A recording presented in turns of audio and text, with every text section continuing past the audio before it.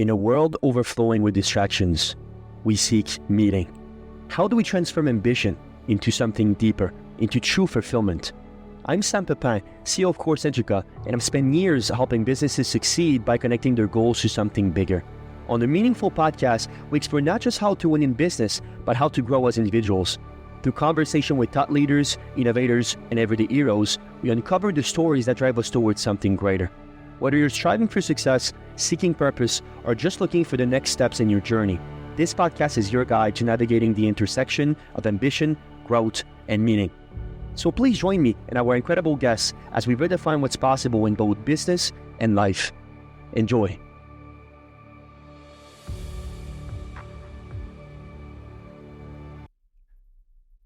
Be aware but don't care. The moment you stop letting the noise control you, you start flying your own path. Welcome to Meaningful Podcast. I'm your host, Sam Pepin. Today we're exploring the inner truths of private aviations, the mindset that separates successful entrepreneurs from dream stealers, and how to live by awareness without attachments in a world driven by noise. Fabrizio Poli is a pilot, author, and founder of Orville Aviations, a boutique consulting firm helping clients buy and operate private jets safely and intelligently.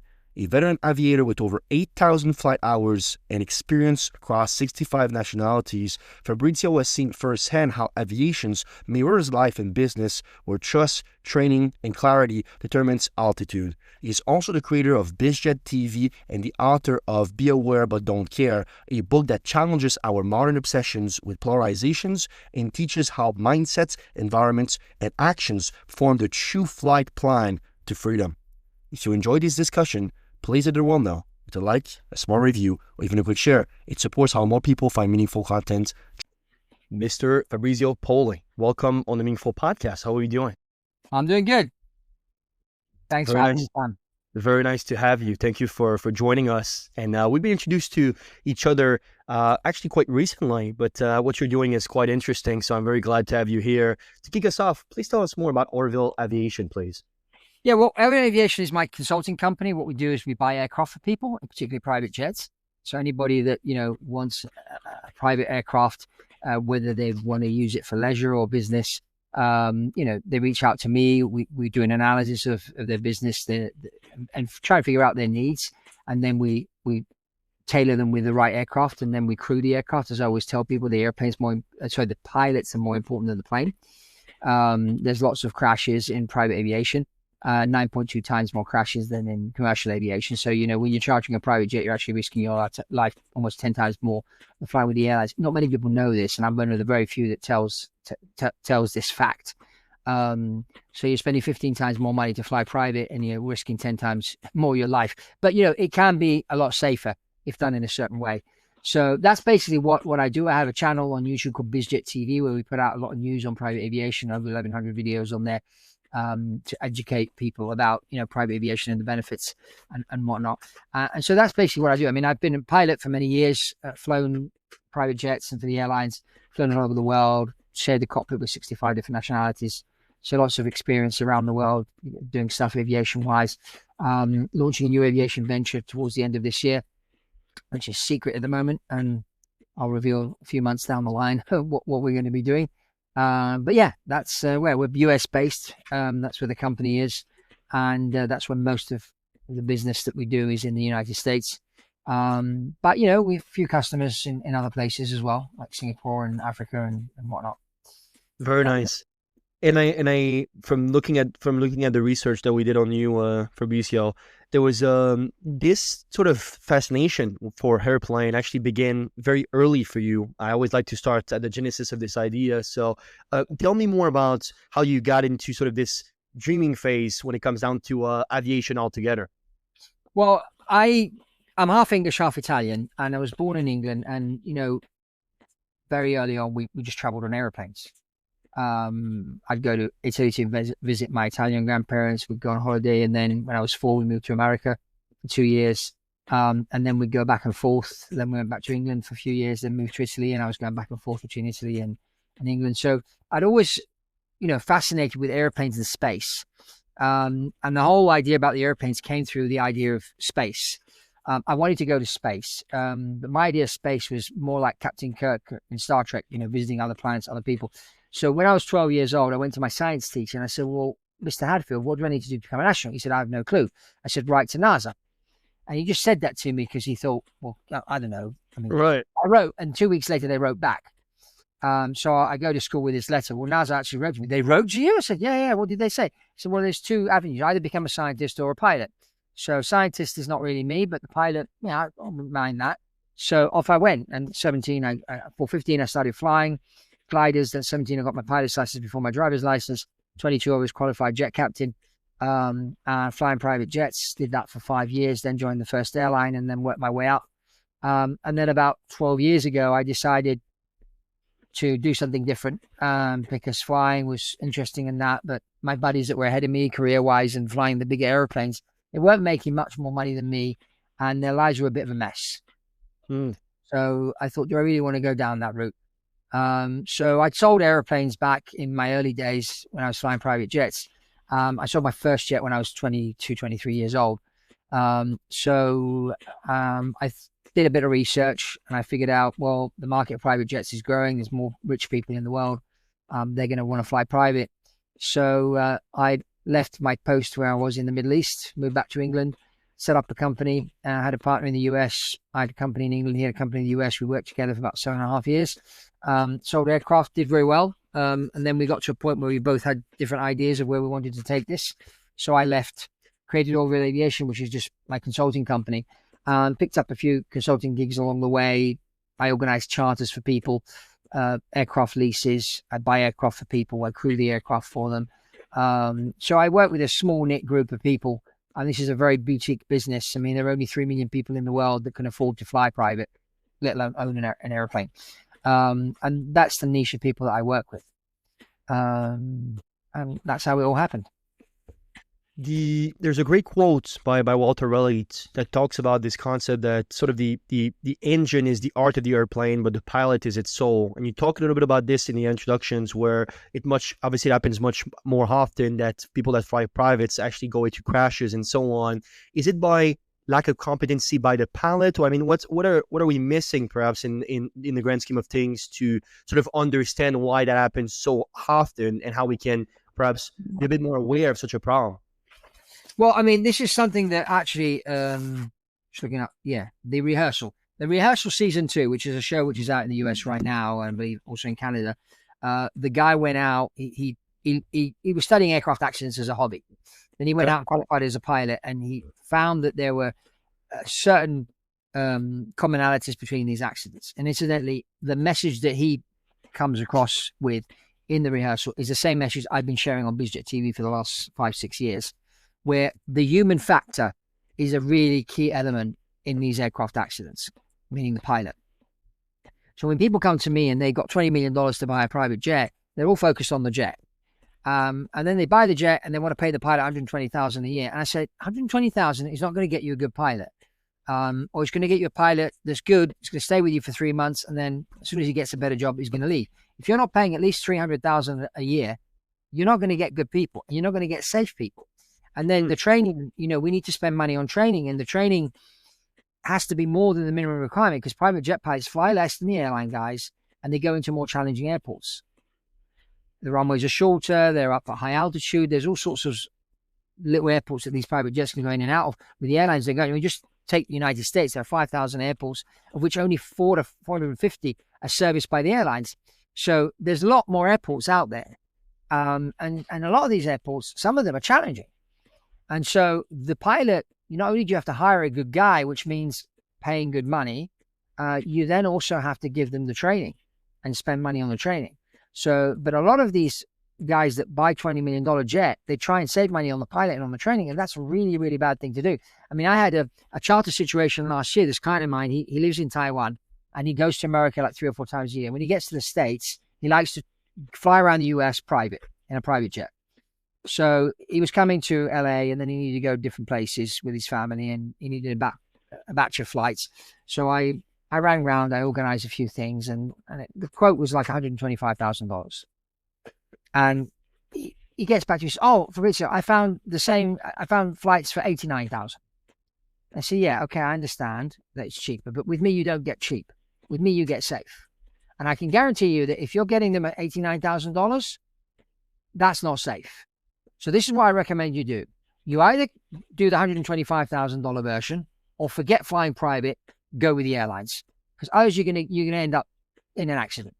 I mean, it may go well. I mean, there may not be an accident. You may be lucky, but I mean, I personally wouldn't get on because I know who you're talking about.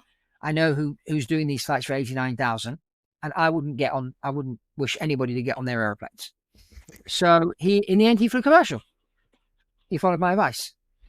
So someone could say, "Oh, that was stupid of you. You should have done the $89,000 and taken your commission and made money." No, it doesn't work that way. At least with me, it doesn't work that way. I mean, I've got a lot of technical knowledge and experience in aviation, and I know that the flaws in the system. And a lot of these companies, it's difficult for them to make money. You see, the thing is, the concept is very simple, Sam. Airplanes make money when they're in the air, and they cost money when they're on the ground. Yes. So this is the principle. So when you're in when you've got an airline, okay, and you've got 24 hours a day, you want your airplanes to be in the air 12 to 16 hours a day. And then at night or when they're on the ground, they're doing their maintenance and then they're ready to go again. So an airliner needs to fly at least 4,000 hours a year to break even. Okay. So when you take this model into the private jets, and private jets fly 250, 300 hours a year, and your business is chartering private jets, it's very difficult to make money. Where a lot of these charter companies make money is on the maintenance of the airplane. So the airplane breaks down, they do the maintenance, that's where they make their money. And then when the owner buys and sells the airplane through them, that's where they make their money. So it's very difficult to make money charter, particularly if you own the jet. I mean, it's different if I own a jet and I give it to you to manage, and then you charter it out, you make a commission, then it's fine. I mean, all the costs are on me. So it's very difficult to make money. It's different if you are a corporation or a private individual and you have your own plane and you use it to travel around with your family, or you're using it to go away out on business. Now the jet itself becomes a business tool, just like your computer, your phone, whatever you use as a business tool. The plane becomes a business tool. Oh, yeah. And if it's a business tool, you can write it off expense-wise and that. And it doesn't matter if it sits on the ground, because it's sitting on the ground. It's available 24/7. You're in Montreal right now. You've got a situation developing in Chicago. You think, you know what? I think I better go for dinner with this person in Chicago. I'm just going to ring my pilot, fire up the jet, and fly in, do the meeting, and then fly back home. You have the power to do that. Exactly. And that's where the value lies. But, you're not using your jet to charter it out to Tom, Dick, and Harry. You're using it to be able to spring into action at short notice and come in and out quickly and do the deal. And that's where the power of this thing is. No, absolutely. And you talk about the aviation as sort of a mirror for global power for a long time now. You just mentioned, obviously, BizJet TV, where you offer insights on all things private aviation, actually. But really, a lot of the flow of wealth, influence, geopolitics comes down to the concept of aviations, right? I actually saw this quote of yours, which is private jets are not just about travel, they're tools of influence and strategies, talking about the fact that they are actually a portion of your business now, right? I'm really interested in people that are high achievers. Obviously, if you own a private jet, you have some type of success one way or another. What patterns, perhaps, do you see in people that flies privates, and how does it reveal about sort of power in today's world, perhaps? Have you seen sort of any patterns over the years with people that actually are able to afford such things? Well, I mean, obviously, what's happening now is there are more high net worth individuals in the world. Okay. And now today, because of technology, it's easier to create wealth than it was 10, 15 years ago. So we're seeing now that the demographic of the private jet user is probably 10 years younger than it was 10 years ago. I mean, before, people were buying their first jet in their 40s, 50s, and they were buying a small jet and then they worked their way up. Now you've got guys of 30, their first airplane is a Gulfstream G550 for $40 million. So this is kind of what's been changing. Now, COVID obviously had a big impact on everyone's way of thinking. And so people started to structure their businesses differently. They started to do these online meetings, and they started to discover that a lot of deals can be done online without meeting face to face. And so the number of business trips has reduced, but as the trips have reduced, people have been thinking, well, maybe flying private when we do these business, instead of doing 10 business trips a year, we're going to do 3. But when we do the 3, we're going to fly private. Why? Because of the convenience. You fly out of, let's say you live near Oxford in the UK, you can fly out of Oxford. There's an airport there. Okay. Even if you look at Dallas, for example, there are many airports around Dallas, besides Dallas Fort Worth, which is the main airport. You may fly out of Meacham Field, which is in Fort Worth. Same with Los Angeles. Everybody thinks of LAX as the main airport, but there's an airport in Burbank, there's an airport in Van Nuys, there's an airport in Santa Monica, there's an airport in Torrance. There's all these other smaller airports. Depending on where you're going to in that city, you can land your private jet right there. Jump in a car and you're meeting in 5 minutes instead of going to the big massive airport where the airlines go to. And and on the private jet, you take who you want, and it's just you and your team. You can have business conversations without being afraid of the guy sitting next to you listening to what you're doing. And productivity increases when people fly on private jets and they do business using private jets. And then the other factor with the private jet is you can send it out to pick people up and bring them to you. That's another thing. So a lot more people started to look into private jet. Interestingly, a lot more people started looking into learning to fly. Okay. And then use it. I had one guy I sold an airplane to about 2 years ago now. And during COVID, he's in the franchising business. He lives in Houston, and he invests in coffee shops, swim schools, and car washes. Okay. So he had to visit these different businesses. Okay. And a lot of them were in these small towns. So he decided to buy this small Cirrus propeller airplane. He learned to fly. He hired an instructor to fly with him. So we found the airplane. We exported it from Italy all the way over to Houston. I hired a guy to fly over there. It took along 20 hours to get there because it's a propeller, so it goes slow. And he basically, in his first year using this airplane, he flew 1,000 hours on the aircraft. And because of the use of the airplane, he tripled his business. And then he went out and he spent $4.5 million on a turboprop airplane, which is a lot faster. And he kept the other one. So now he's got 2 planes. And he's a classical guy, 38, 39 years old, learned to fly because of COVID, figured out the airplane can help him build his business, starts with a small propeller airplane, then moves up to the turboprop. And next year he's going to buy a jet. And we're finding a lot more of these people. And interestingly enough, they're not only flying for business. 4 of these guys I interviewed lately for BizJet TV all said, and they don't know each other, they all said, flying helps me with my mental health. It's almost like a personal development tool. It keeps me on the edge. It keeps me sharp. And this keeping me sharp helps me in my business. Interesting. You've been a pilot. Would you agree with that? Yeah, I've flown 8,000 hours as a pilot.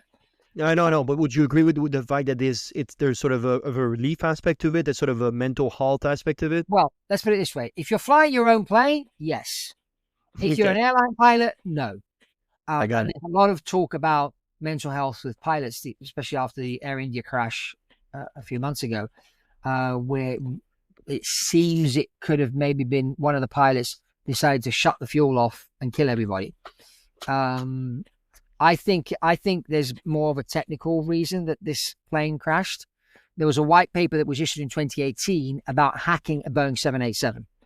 Okay. And in this white paper explains how to hack a Boeing 787 and shut the engines down remotely. So that's not been circulated much. I've been circulating this piece of news, but it's not really got out to the mainstream yet. They're trying to blame it on the pilots because obviously if it's the pilot's fault, then Boeing don't need to do anything. If it's been hacked, it's a Boeing problem. And now Boeing are already losing a lot of ground with Airbus. It's going to get a lot worse for them. Now, I don't know if at the end of the day, the airplane did get hacked, but that is certainly something that the team, that the aircraft investigators need to look into because it can be done. Was it done in that case? I don't know, but it can be done. Very interesting. The one question that I always have on my mind, and we're young people, successful and so on. What is the cutout in your opinion? Obviously, you've been doing that for decades now. What is the cutout for somebody that can start to think about flying private? And what is the cutout you would say for people that can start to basically own an airplane, even a starter airplane? For you, is there the sort of from a monetary perspective here, obviously, Yeah. is there sort of a clear cutoff, or how do you structure this when people are trying to get into that? Well, I mean, okay, first of all, it depends if you're buying the plane to use it as a tool, or Sure. if you're buying it to fly it yourself. So it's kind of a hobby/tool. Okay, let's just put business. It's a business tool. Because if it's the hobby/tool, then your net worth could be worth 20 million. Because you want to buy the toy for 3 or 4 million, the smaller jet, and fly it around yourself and have fun. Sure. Okay. Those type of guys usually buy a plane sooner than the business guys. Business guys, 50 million plus of net worth. Okay. Then you would start to think of buying a plane, sitting in the back, hiring some people to fly you around, and off you go. But if you're the aviation enthusiast, you want to do the flying yourself, there's guys even worth 10, 15 million that bought a helicopter or a small plane and started that way and worked their way out. Okay.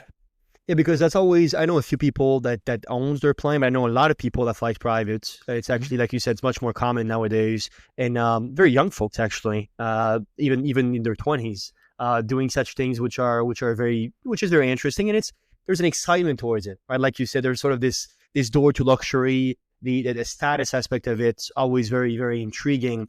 You talked a lot about the sort of the ethics of innovations, and you certainly don't shy away from those tough questions, right? Who should have access to private air travel, and what does that say perhaps about equity? I heard a lot of those questions being asked to you specifically on BizJet TV and elsewhere. But you sort of always had this take that actually luxury travel can be sort of a force for good in society. I'd love to hear you more about that. Do you think that it could be at some point, basically in humanity, perhaps in the world looking forward, do you believe that luxury travel can be an actual force for good in society, and I suppose empower the world to greater heights? Even I don't like to use the word luxury travel, because I think the private jet, I mean, let's face it. I mean, I gather you own a car, right? Yes. Okay. Now, if you didn't own the car and you had to travel by bus, how much longer would it take for you to get from A to B? Probably 3 times as much in Montreal. Yeah. Okay. So if you've got a certain level of wealth, why not buy a plane? It's saving you a stack of time. Now, Elon Musk, for example, has been attacked for his use of his private jet. Yes. Okay. Because, the environment, bro, that's a load of rubbish. Okay. Because cow farts produce more pollution in the air than airplanes do. Boats produce more pollution in the air than airplanes do. By far. Let's get the facts right. All those environmentalist green people out there, you haven't got a clue what you're talking about. I have the Green Party here in England keep putting leaflets through my door. They're the only political party keep putting leaflets through my door. This girl knocked on my door a few weeks ago from this, and I said to her, look, you guys like to say you're green. How come you're putting all these pieces of paper through my door? Why didn't you if you want to really practice what you preach, you should be, doing something digital. I should be receiving messages through my phone, through Facebook or Instagram or whatever about what you're doing. And the next thing, what did you eat yesterday? Oh, yeah, I went to McDonald's. Oh, you went to McDonald's. You ate meat. Do you know that contributes more to pollute the air than anything else? You should be going vegan if you really are a true, like Lewis Hamilton, the Formula One driver, sold his private jet, went vegan for the environment. He's walking his talk. Okay? So private jet, so Elon Musk gets attacked. But what people don't realize is that by flying private, Elon manages to have more meetings in a day, be more productive. He's more rested when he gets to the other end. Yes. So therefore his performance increases. He goes through a meeting. He goes into the meeting. He has an idea. He implements the idea. Okay. He creates 300,000 jobs. Oh, yes. Absolutely. 100%. And at that level, it's another ball game. Obviously, we're talking about the richest person in the world, but I agree with you. There's a lot of these conversations. I know there's even a software now where you can track. Forget it. Put Elon Musk to one side. Let's talk Walmart. Now, a lot of people shop at Walmart. Okay. Mm-hmm. Why do people shop at Walmart? Because it's cheaper. Well, did you know that you're shopping at Walmart and Walmart actually own and operate, guess how many airplanes? Thousands? No. 30 private jets. They own 30 private jets that they operate. And it's not their top management flying around. No, it's the lower management. And they manage to fly out in the morning, visit 2 or 3 locations in one day and be home for dinner with their families. And because they do, and during COVID, they actually bought an extra 2 airplanes. So they expanded their fleet. And they're using it to show the reason why the groceries at Walmart are lower than other places is because of the private jet fleet. Interesting. You see, you learn every day. You learn every day. It reminds me so much of a quote by Anis Nin that had a lot of backlash for it, actually.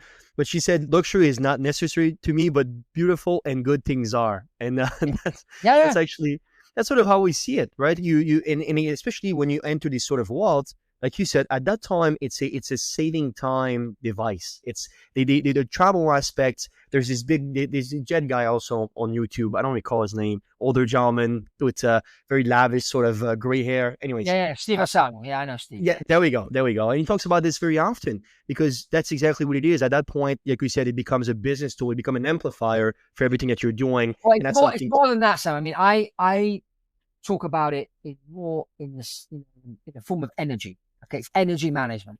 Okay. Time is a form of energy. Okay. But it's energy management because not only are you saving time, but you're more rested and you can spring into action with more impact because you've traveled lighter, less stress. There's no delays. You've got all your gear with you in the airplane, so you know you're going to get your suitcase on the other end. So there's none of those stresses that you get when you're traveling with the airlines. You take all that away. I mean, when I spoke to Grant Cardone quite often, and Grant said once during an interview we did on BizJet TV, he was saying, traveling on my own jet just takes the stress away of air travel. Takes it away completely. Oh, absolutely. Well, think about it. If you're flying commercial, right? They say you should arrive 3 hours early. I think it's ridiculous. I think 2 hours is enough. But let's say you follow the guidelines. Yeah. You come in 3 hours early. You go to the custom, you go through all the stress of that. Basically, you sit down in a very uncomfortable chair. You wait for the line to start. Then you go in your seat. There's all this instruction basically coming at you. And afterwards, you actually fly. Let's say it's going well. Sam, even if you're flying first class, yeah, you're on the same airplane as the guy sitting in economy. He's just sitting 20 meters behind you. And if that's delayed, it's delayed for you and for him. Let's talk about that. $100 for his ticket, you're paying $3,000. Let's talk about that actually, because I say this with all the love in my heart. To me, outside of the branding of economy versus first class, there's only a very few airplanes that I would consider it, like Qatar Airways, for example, which is sort of a phenomenal experience. But I fly Air Canada very often for my flights. Let's be very honest. Your seat is a bit bigger and you get a meal. But that's it. You like you said, you get to the same place at the same time. If it's delayed, you get the same problem. Tell me more about it, actually, because you've been a pilot. From your perspective, I mean, flying privates, outside of the sheer sort of bragginess, I suppose, of saying that you do fly private, fly to me first class.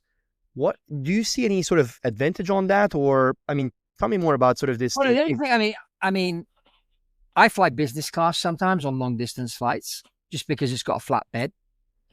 And that's and you usually have people that don't disturb you sitting next to you.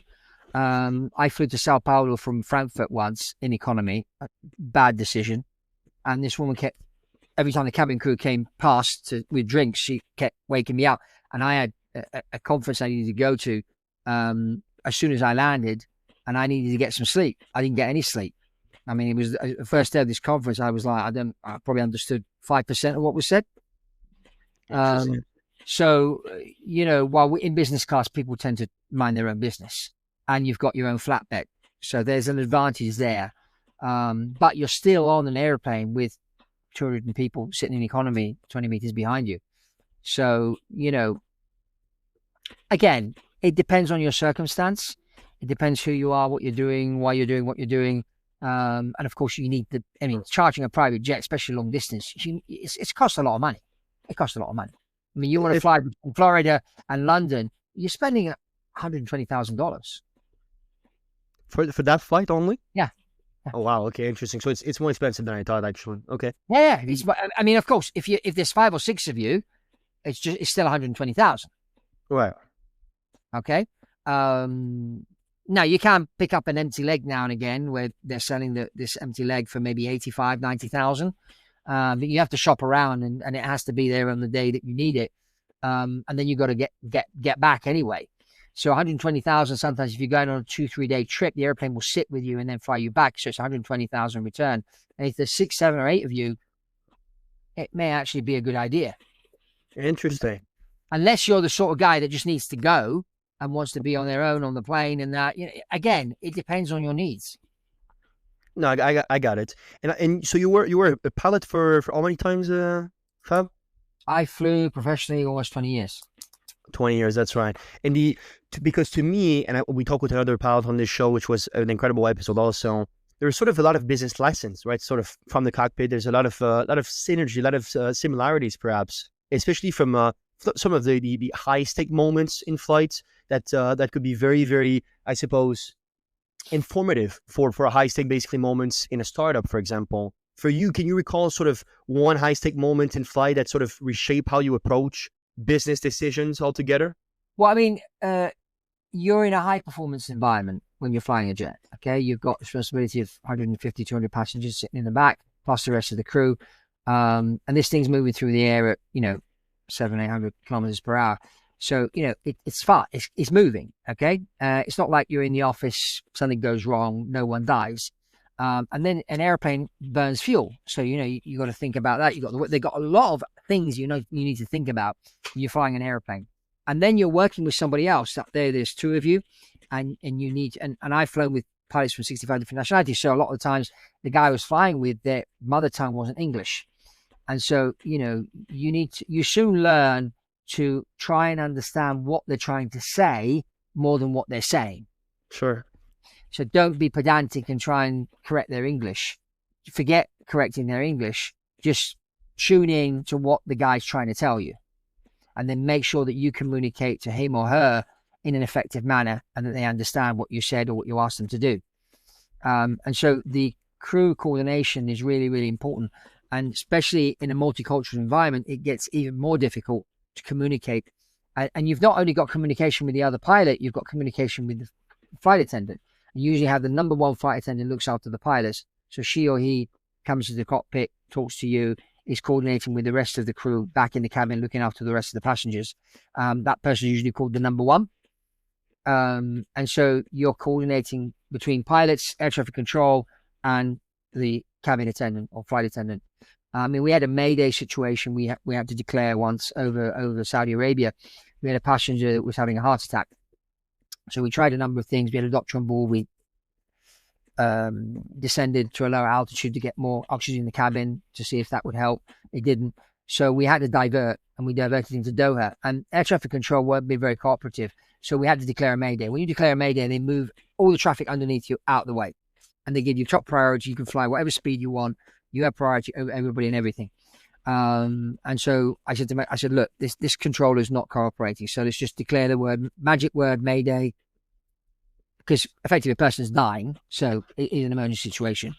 And they cleared everybody out. 10 minutes later, we were on the ground. Ambulance came to the lady to the hospital, and she was fine in the end. They managed to catch her in time before she, died. She didn't die. She survived. But that's because we got on the ground quick. And then while all this was happening, the flight attendant kept coming to the cockpit asking us if we wanted an orange juice. So we have a briefing which is called the NITS briefing, and she was a girl from Thailand, so her English was kind of limited. And I said, this is a NITS brief, so she recognized the NITS, N-I-T-S, which is nature. What's the nature of the emergency? Intention, what do we intend to do? We're diverting. Special procedures, make sure, get the cabins ready and let everybody know. And time, we're going to be on the ground in 10 minutes. And then when you've given her the NITS brief, she has to repeat it back to you to make sure that she has understood. Now she can go in the cabin and execute. And then we had passenger kept pinging because they wanted something to drink. So once we had sorted everything out, we had to come on the PA and tell the passenger if they didn't stop, they were going to be arrested on landing. Because passengers can be a bit of a pain sometimes. I've had a number of passengers arrested on my flights because they're just fighting, stealing from the bar. I had a flight attendant stealing from the duty free one night on a night flight. But we have a camera in the cockpit that sees what's happening in the galley, because what's happened with 9/11 and with these people getting into the cockpit, they install cameras in the galley area. So before every flight, you decide a password for the flight attendant. So if the flight attendant pings you and is talking to you on the phone. You see her on the monitor, if there's anybody with her, and then she has to give you the correct password for you to open the door to come into the cockpit. So we're up there, and it was like 3 o'clock in the morning, and we're just looking at the camera, and we see this girl start getting the duty-free stuff and putting it in her handbag. So we called the number one flight and said, "You want to check so-and-so's bag? Because I think she's taking something home with her." So she got fired when we landed. We didn't have her arrested. We just said, "Look, let's pretend this didn't happen, but you're gonna have to resign." Interesting. So there's a lot of parallels, right? In sort of the pressure. Obviously, there's life behind it, which is something that it's a clear distinction. Actually, one of my incredible friends, billionaire, has been in the military, tells me that all the time. Actually, that when you're in a business, the worst that can happen is, the worst. It's still pretty bad, but you'll lose revenue. I mean, especially if you're in a safe office. I mean, you may lose a customer, but now at war, or even when you're flying a plane, the worst that can happen is you die. There's no tomorrow. So it's an increase perhaps of the stress. And again, the sort of the stress management, the energy management, as you call it, that is so key to sort of all. It's like extreme sports. These guys that climb Mount Everest, they got something wrong, they could kill themselves. So flying a plane is a high performance thing. So you're the pilot. You need to make sure you're fit, make sure you're slept, make sure you know your stuff. You've trained well, you're up to spec on everything that's going on, and then you've got to work with somebody else, and you've got to be in sync, because when something goes wrong, you both need to spring into action in the right way, and you need to agree on what you're going to be doing. I just read the Enzo Ferrari biography, and there's a line in there, which is an incredible man, by the way, very obsessive man, but still an interesting man. And there's a line in there that says, being an F1 pilot is, or competitive basically pilots, car pilots is for men which don't want to die in basically safe in bed. And just basically mentioning the fact that it's so dangerous to do such things. It depends. It really is. And I want to ask you this question. Flying, okay, don't get me wrong. Flying is not dangerous. Okay. As long as you do it right. Because flying a plane when everything's going fine, it's no problem. Okay. It's when emergencies happen or the unexpected happens, which is where your training kicks into gear. Are you able, when you're just sitting up there 35,000 feet and you're just having a chat, having your lunch and chatting with your colleague, and then suddenly the pressurization goes and you have to do an emergency descent. So first thing you have to do is put your oxygen mask on, make sure that you can communicate through the oxygen mask to the other pilot, then try and control the pressure to see if you can contain it. And if you can't, you start an emergency descent, which means you go from 35,000 feet to 10,000 feet as quick as possible. Oh boy. Because at 10,000 feet, everyone can breathe. And that can happen. It's never happened. Well, I did have a pressurization problem, but it wasn't a failure like that. The pressurization was freaking out. We had to descend lower. But it wasn't an actual emergency descent. But the emergency descent is something that's happened to a number of people, and that is something that happens suddenly. And you have to be able to spring into action, know what you're doing, and coordinate with the other guy. And usually when the emergency descent happens, one of the two pilots passes out. So now you're on your own. So we would practice in the simulator to do this maneuver on your own, assuming the other pilot passed out, or together. Interesting, so then, you need to figure out. That's why you have to establish crew communication. I mean, are you awake? Are you there? You passed out? Okay.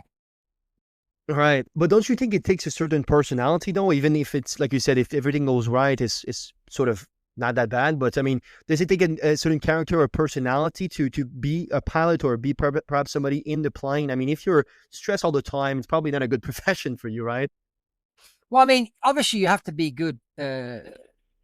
Academically, you have to be quite good because you've got to study a lot of stuff. Okay.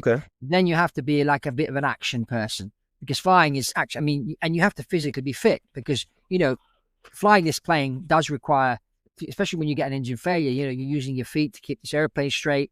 You need a certain amount of fitness and fitness also because your mind needs to think fast. And this thing's going at 600 kilometers per hour. Your brain needs to be ahead of the airplane, which means your brain needs to be functioning at 800 kilometers an hour. So you need to be ahead of this thing. So it's not for everybody. It's not for everybody. And I always recommend learning to fly young I learned to fly guided at 15, 17. I had my pilot's license before my driver's license. I started flying jets at 22. So I started really young, as long as you can. And so it gets ingrained in you. And then it becomes second nature. Even if you don't fly for 2 or 3 years, you can jump in and go, because it's all there. It's just part of you, because when you start flying. This is why military pilots, are recruited when they're young, when they're 18, 19, and they're trained to fly fast jets right away.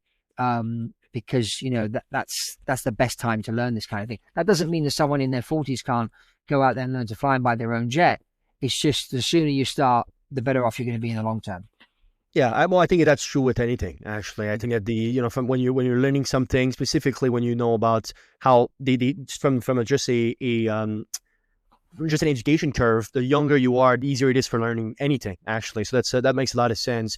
You talk about the trust aspect, right? Trust at 500 knots, perhaps. What if it's in aircraft sales or strategic consulting? You really emphasize this in your content, which I really appreciate, actually, sort of the irreplaceable role of trust in high network deals. And it's huge. It's everything. And obviously you understand that.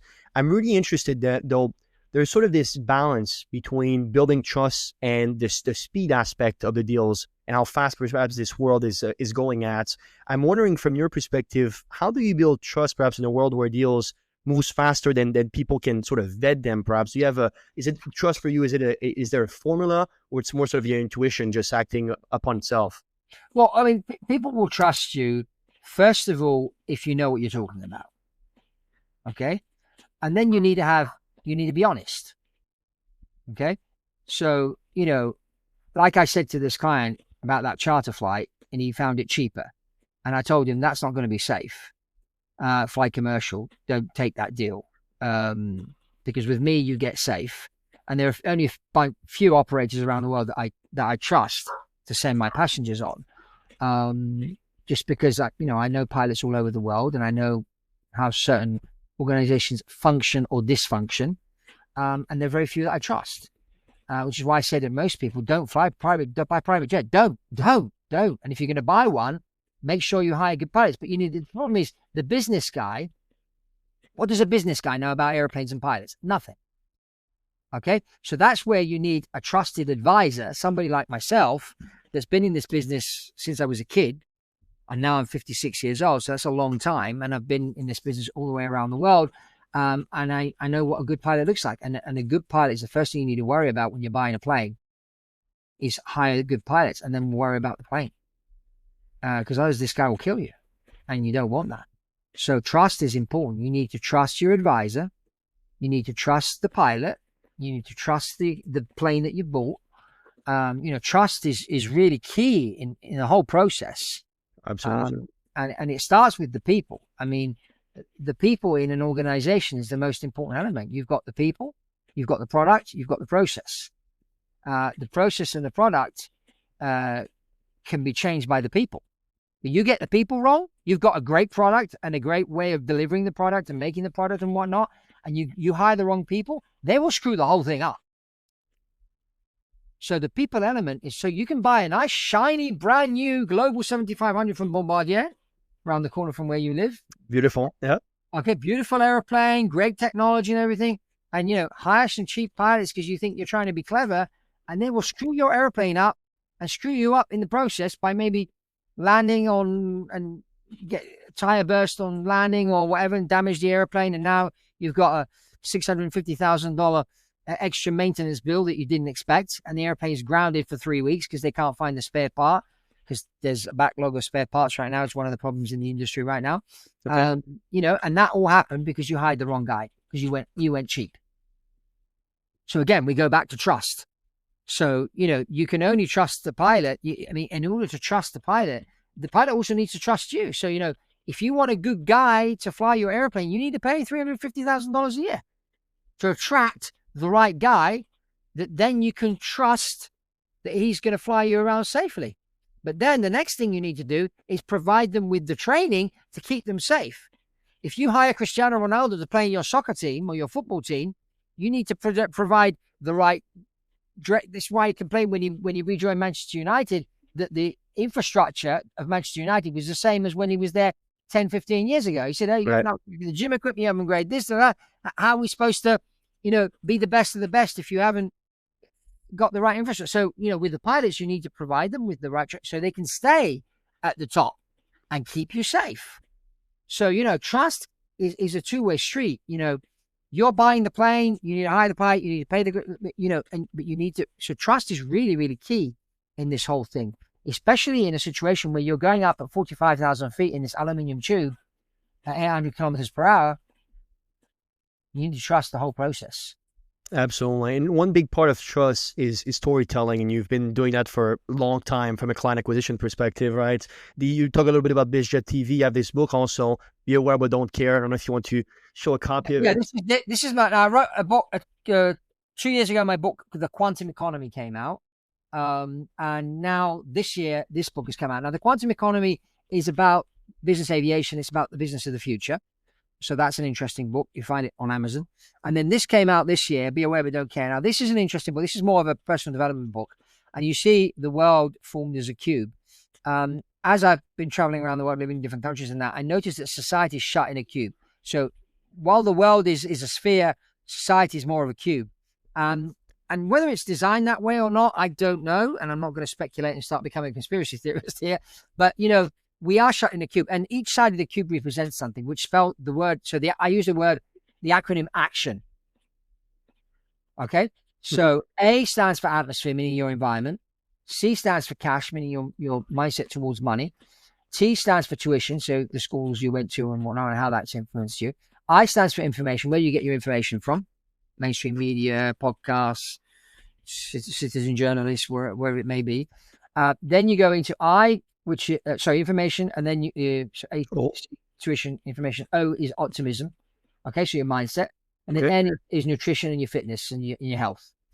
Now, out of these 6 sides of the cube, there's only one that works from the inside to the outside, and that's the optimism, the mindset, because all the other things are external factors that influence you. So if we have the mindset, and I'll give you an example. My wife had cancer a few years, 20 plus years ago now. And she decided not to go down the conventional medical route. Mm-hmm. She thought to herself, well, maybe there is a herbal route I could go down. She found some herbal formulas. She took these, and within 3 months, she was cancer-free. Wow. So she asked herself a different question. It was her mindset of, no, I'm not going to do this. I'm going to look for something else. She asked herself a different set of questions. She got different answers, and she found the solution. So it always starts with this.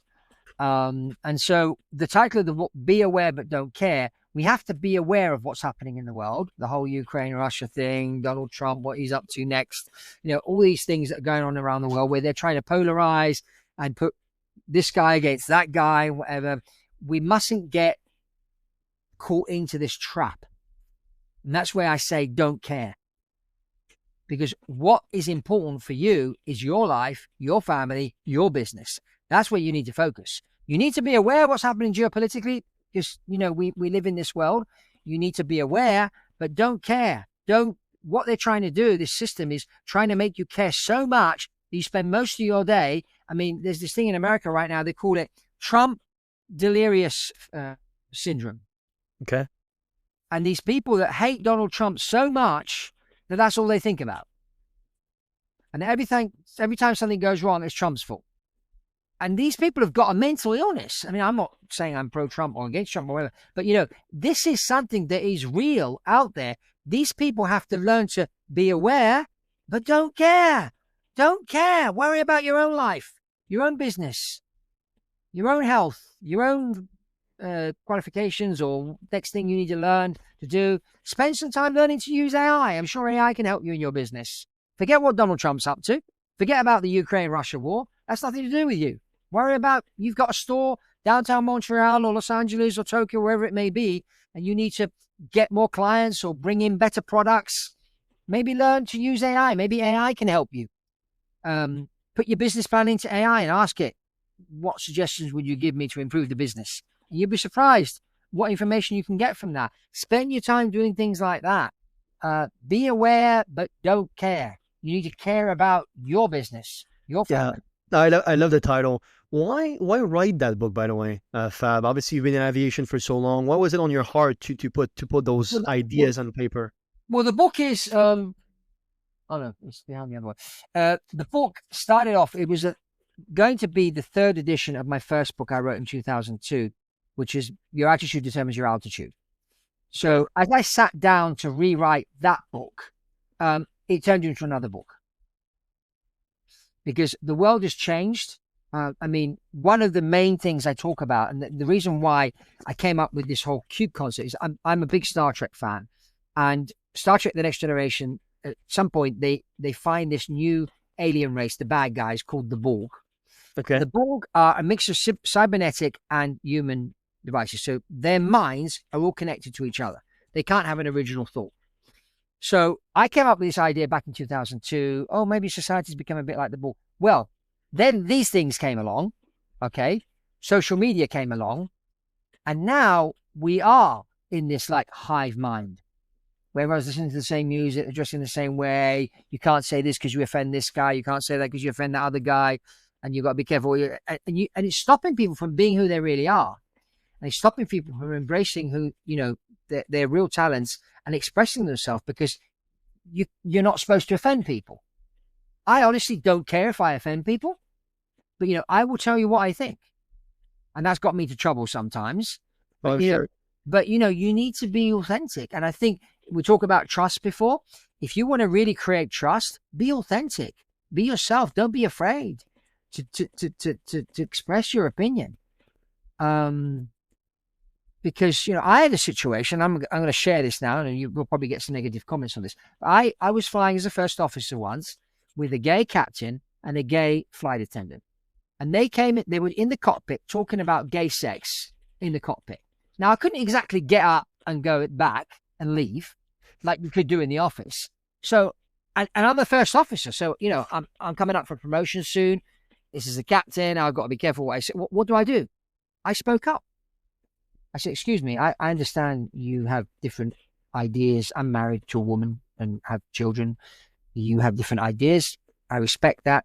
You need to respect me too. Can't you have this conversation privately elsewhere, maybe after the flight?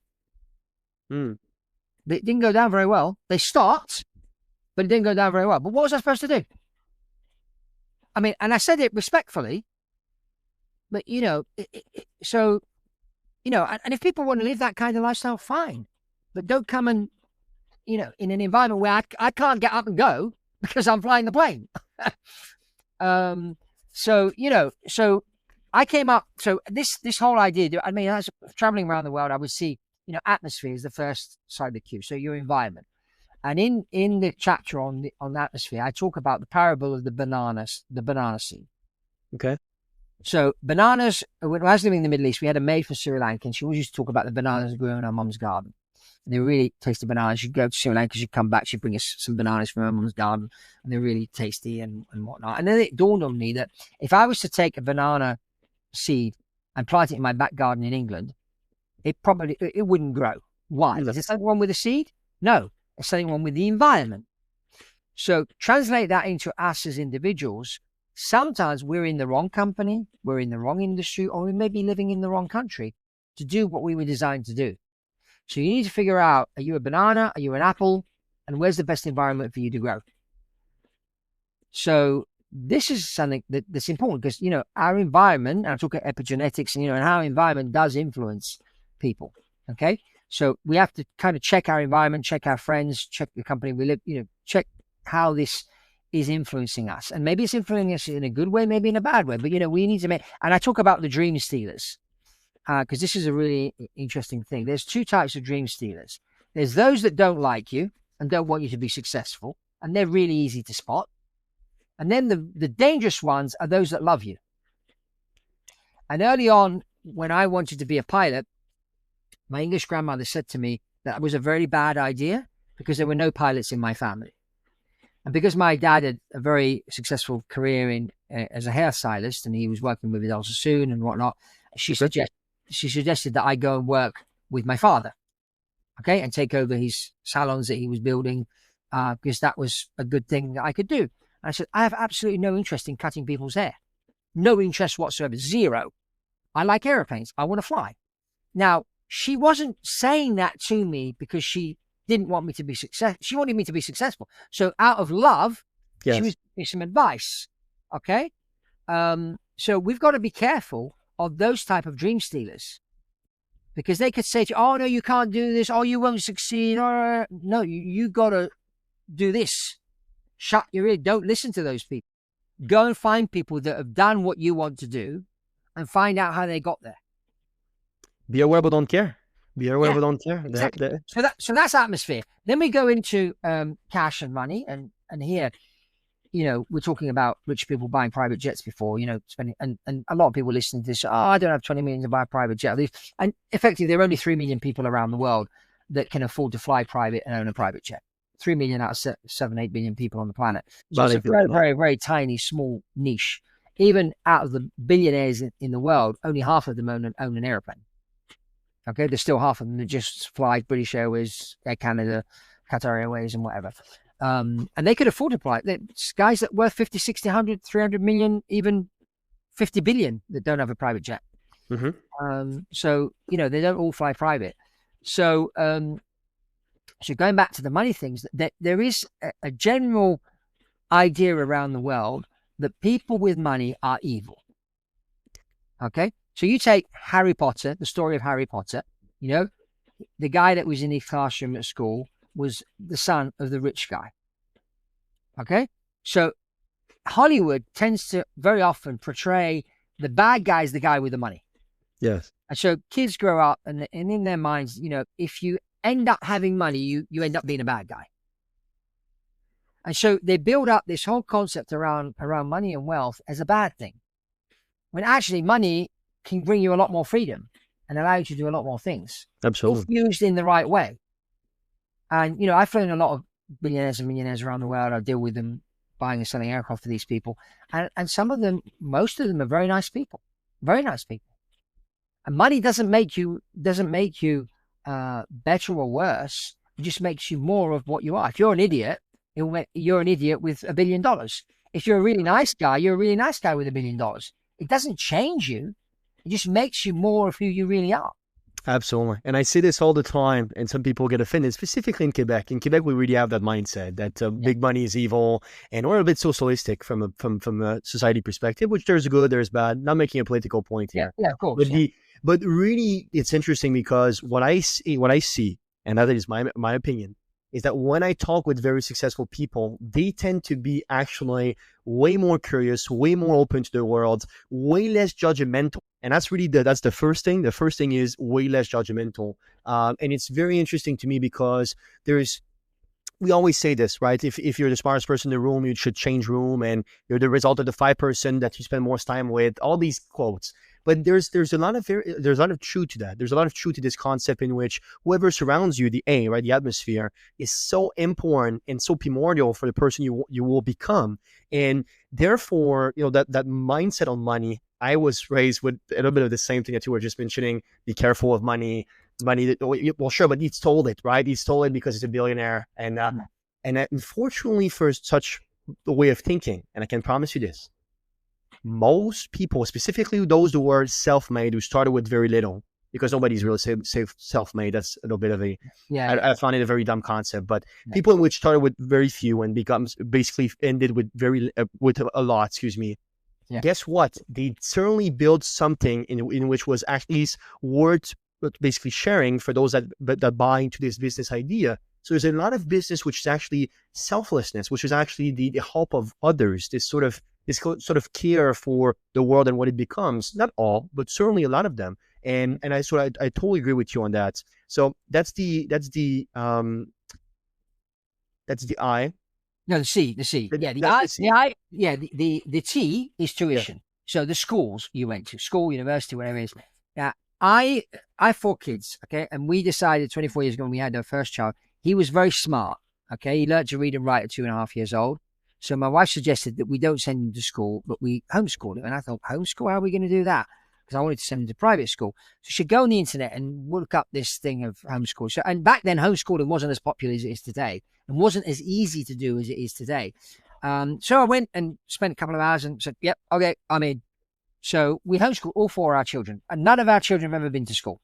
Interesting. Yeah, and the homeschooling movement has become bigger and bigger now, and it's growing even more around the world for many reasons. But school, it's a very unrealistic situation to put kids in a classroom with people of their same age, because in the real world, when you go to work and you're doing business with people older than you, younger than you, different levels of intelligence and whatnot. That's the real world. Different culture, different religion. Absolutely. And a lot of the things that they teach in school are actually wrong from a factual standpoint. Some of the things in history and whatever are not right.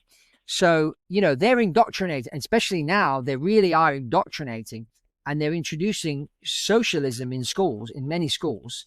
Yes. And they're creating these communist kids that haven't got a clue. I mean, now in the UK, they just introduced a law. Now they're going to allow 16-year-olds to vote. Oh boy. Now, that's not very, because that's at 16 they leave school. So at 16, they're probably going to vote more socialists than when they're 25 and they've suddenly realized. Yes. I'm not trying to make a political statement here, but this is kind of one of the things. And then the other factor is a lot of religious families, because religion is kind of taboo in schools. And you want to bring up your child as a Christian or as a Jew or whatever. A lot of Jewish people and Christian people are taking their kids out of school so they can teach them the faith-based education at home. Absolutely. And so that's the tuition. Then we go into information. Where do you get your information from? Okay, now once upon a time we would switch on BBC, CNN, and we would get news from. But we've soon learned, particularly during COVID and that this new type of journalist has emerged called citizen journalist. And to be a citizen journalist, you just need your iPhone. It's got a camera on it. You can film what you're doing, and you can press a button and post it on Instagram and YouTube or LinkedIn just like that. And you can become a journalist. It doesn't cost you anything. You've already got the whole studio in your pocket and your phone. So now, this whole thing of podcast, I mean, the recent American election was won on the podcast platform. 100%. Donald Trump went out, his son, 18 years old, Barron Trump, said, Dad, you need to get on these podcast shows. And because he went on these podcast shows run by a lot of these young guys, that's what got him back into the White House. Because he went on Joe Rogan. Joe Rogan said, you come to me, and it's a 3-hour interview. Well, Kamala Harris said, you come to me, and it's only going to be an hour. You can only ask me the questions that I tell you to. He said, sorry, lady, it doesn't work that way. You come to Austin, Texas, in my studio for 3 hours. Otherwise, you're not. And that's how that election. So podcasts is a good way to get your information. But, I think you need to get your information from different sources. I agree. Study a subject from different angles. And today it's very easy to do with the internet, with AI and whatnot. So be very mindful where you're getting your information from. Then we go on to optimism. And optimism is really important. So you need to be positive. Okay. And so don't listen to too much of what's going on in the news. Make sure you surround yourself with the right people. There's a lot that you can do. Try and figure out what your talents are and try and create a support system around you which can help you to emerge and bring out the best in you. And that's really, really important. And that's the optimism side. And then we go into nutrition and fitness and your health. And that's really important. Look after yourself. I'm not saying you work out every day, but at least 3 or 4 times a week. Work out, track your fitness on your watch or whatever you use. Get a trampoline. I talk about trampolining and how trampolining. An hour, 10 minutes on a trampoline is like 1 hour running. Interesting. It's an lymphatic system going. I talk about racket sports, the importance of racket sports, in particular if you're over 50, because it keeps your mind active as well as physically. So you're running, you're coordinating your hands, eyes, ears, legs. It's really good to get into tennis, pickleball. The fastest growing sport in America right now is pickleball. Yes. Really, really good to get into pickleball in your 50s, even younger, because it just keeps you even playing golf. I mean, okay, you're walking, maybe, but do something. That's right. And weight training, but particularly your legs, because your legs is what sustains you. So if you keep training muscles on your legs, especially after the age of 50, you start to lose your muscles. So you want to keep building muscle after 50, and in particular on your legs. And so, your health is, watch what you eat. I talk a lot about plant-based diet. I follow plant-based diet. I've been following plant-based diet now for 25 years.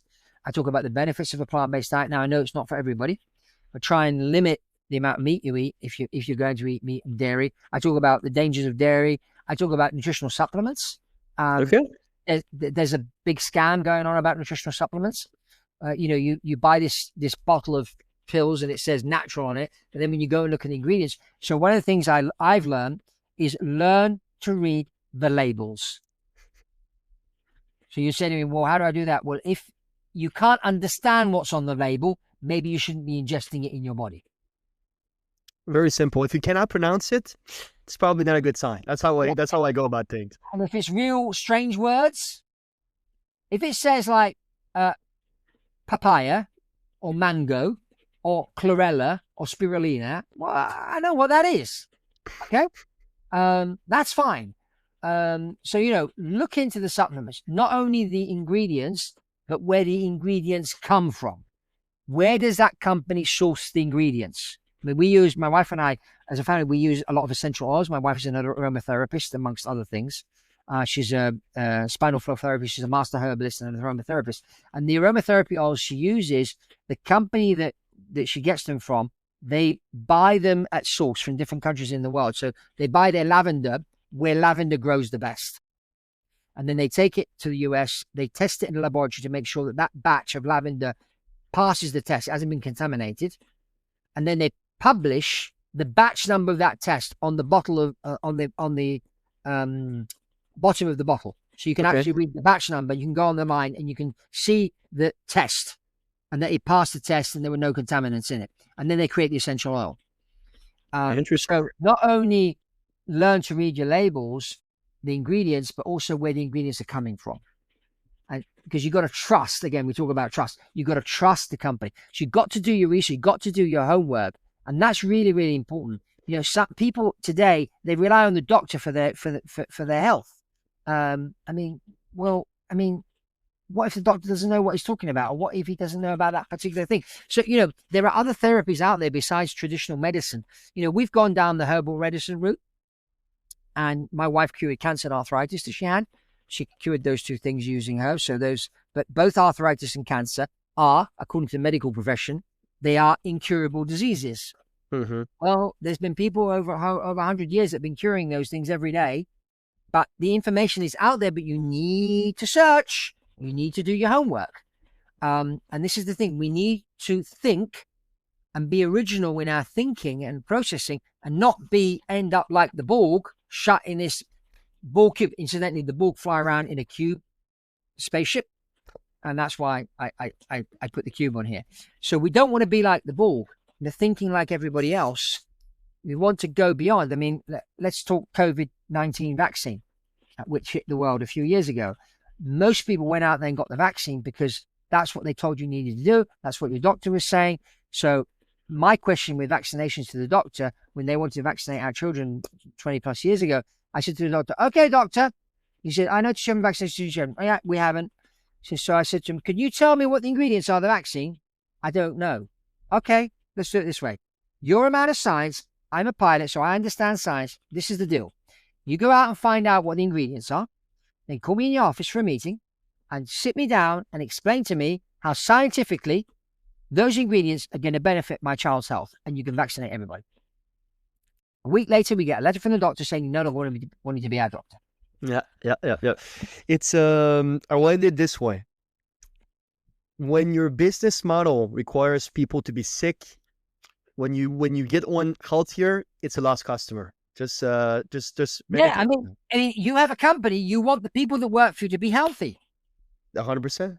Because if I'm not overweight and I haven't got a headache, and I've worked out in the morning, I come to work energized. My brain's switched on. I'm going to have better ideas. Problems come up. I'm going to find solutions. I'm going to perform better. Consequently, your company's going to perform better. You're going to produce better products, give better customer service to you. And at the end, overall, you're going to make more money. 100%. But money has to be a consequence of doing these actions and delivering value. And we've got to look after ourselves. And so our health is really important. It is. It is the most important, I would say. I would say health is the most important. So be aware, but don't care. Go get it on Amazon, I suppose, everywhere. Yeah, Amazon, Barnes & Noble, or the main bookstores. Even maybe your local bookstore. It's distributed all over the world, whether you're listening to this from Australia, South Africa, Sharjah, in the UAE.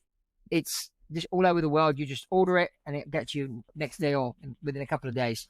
But you know, this is a book not for everybody, but if you really want to wake up and really find out who you really are and really rise to that, bring out that divine potential that each one of us have, find out what it is and really do your best. This is a book. Certainly, it's not going to give you all the answers, but hopefully it will open you up to go out there and find the right answers that you need to rise to your true potential. Well, like Malcolm X said, the future belongs to those who prepare for it today. Mr. Fabrizio Poli, thank you so much for being on the Meaningful Podcast. It was an absolute pleasure to share this conversation with you. You're a very witty, gentleman-like person. That's really right away. That just shook me. So, anyways, I'm sure my audience will agree with it, and I would love if you can share some last words of wisdom with our audience, please. Yeah, I'd say this: don't be afraid to be who you really are. Don't be afraid to go and discover who you really are. Don't be afraid to express your opinion, but be real. We need people to be real. Don't be afraid of being real. Don't be afraid of offending people, whatever. Be real, but in a nice way. Don't go out there offending people and whatnot, but just be real. We need people to be real and transparent and honest. We've got enough fake news and fake people out there. We need to be real. Let's start with ourselves. Let's be real.